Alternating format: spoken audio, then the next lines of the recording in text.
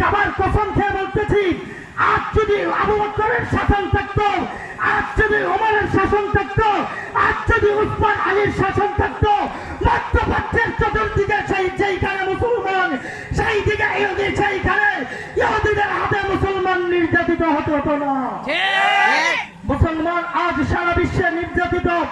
আর এক নম্বর কারণ হচ্ছে নামদারি মুনাফিক দরবারি উলামায়ে কেরাম, যারা আজ জাতিকে বোঝাতে চাই ইসলামের মধ্যে জিহাদ নাই, যারা আজ জাতিকে বোঝাতে চাই ইসলামের মধ্যে জিহাদ হচ্ছে উগ্রবাদ, যারা আজ জাতিকে বোঝাতে চাই ইসলামের মধ্যে জিহাদ হচ্ছে মৌলবাদ, যারা আজ জাতিকে বোঝাতে চাই ইসলামের মধ্যে জিহাদ হচ্ছে ভক্তবাদ, এই সমস্ত আলেমদের কারণেই আজ সারা বিশ্বে মুসলমানরা নির্যাতিত।